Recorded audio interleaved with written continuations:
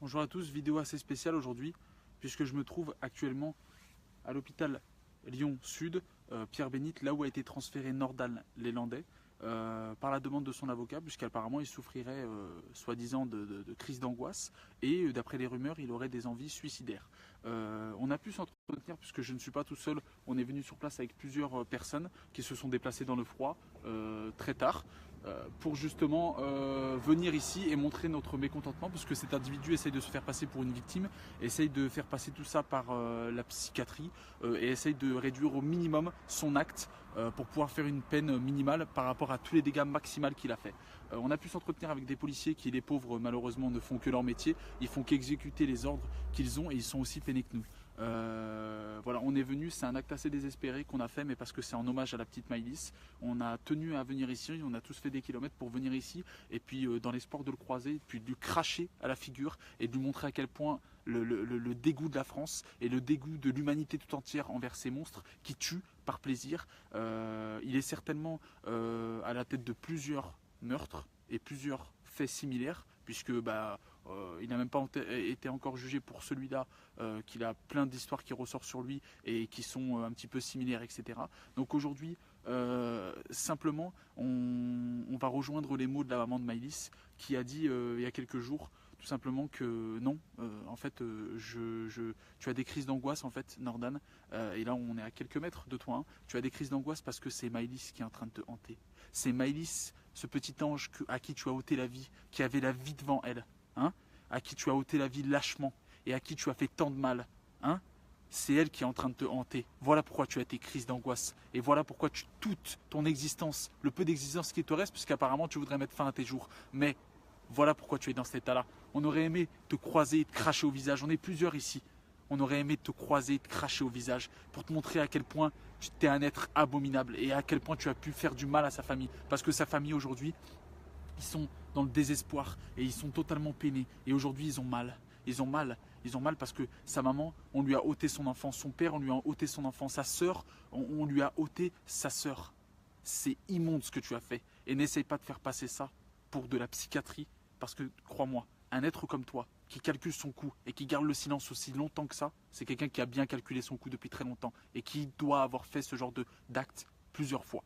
Donc, nous, on est peut-être ici dans le froid, mais on a tenu à venir ici pour montrer notre désaccord envers cet individu et montrer qu'on va être mobilisé et qu'on va faire en sorte que tu prennes la peine maximale et que tu n'iras pas dans un hôpital pour faire ta peine et ressortir seulement quelques années plus tard, hein, pour faire d'autres victimes, que ce soit nos frères et sœurs, que ce soit nos enfants, que ce soit nos proches, que ce soit nos voisins. Non, c'est à nous de montrer que c'est une belle merde, ok? Même les policiers ici sont d'accord avec nous. Malheureusement, voilà, il y a la profession qui fait qu'ils ne peuvent pas vraiment se prononcer, mais tout simplement, on est venu ici, il est pas loin, hein, il est plus loin là-bas, donc on ne sait pas exactement le bâtiment, on ne sait pas et on ne le saura pas.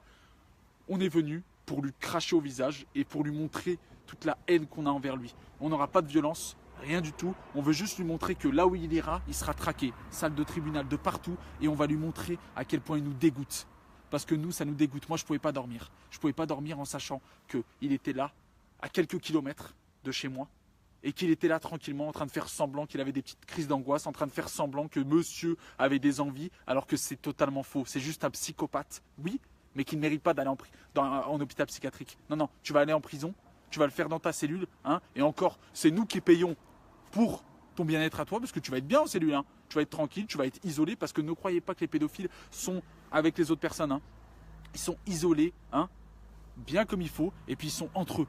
Donc cet individu-là, il va faire sa peine de prison, et on va essayer de lui donner le maximum, même si on sait que ça ne sera jamais assez pour toutes les horreurs qu'il a fait.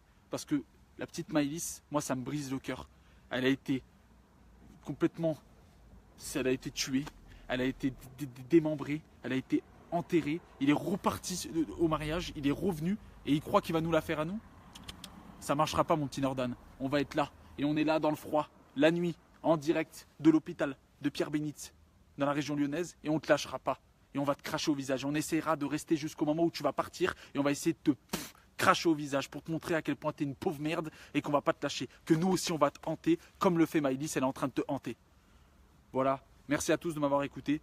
Partagez un maximum ce message en l'honneur de Maëlys et pour montrer que cette petite merde là, hein, elle va pas nous faire semblant que, soi-disant, il a des crises d'angoisse. T'avais des crises d'angoisse, hein, quand tu as tué cette petite fille, quand tu l'as mis à l'arrière de ta voiture et que tu l'as jeté, tu as jeté son corps et que tu as attendu des mois et des mois pour dire où est-ce que c'était, où est-ce qu'elle était la pauvre, hein, au moins pour ses parents. Tu as eu une crise d'angoisse à ce moment-là? Vaudrait mieux que tu fermes ta gueule à vie et que tu avoues les choses au lieu de nous faire bassiner là et bassiner ses parents pendant des mois, des mois. Avoue ce que tu as fait, assume et là au moins on pourra dire que tu auras porté ce qui te sert de couille une seule fois dans ta vie.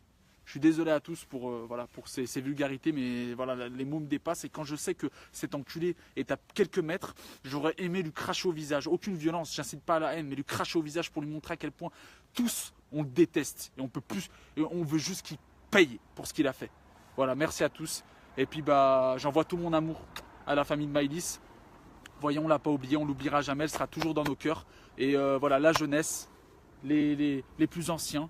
Et puis voilà, les personnes même qui demain se lèvent pour aller travailler, etc. sont venues en l'honneur de Maëlys. Et même sur les réseaux sociaux, vous verrez qu'on va faire en sorte de partager ce message un maximum en l'honneur de Maëlys. Et pour faire en sorte que cela n'arrive plus et qu'on les traquera. Ces enculés, on les traquera. Plus ils seront nombreux, plus on sera nombreux à les traquer. Merci à tous.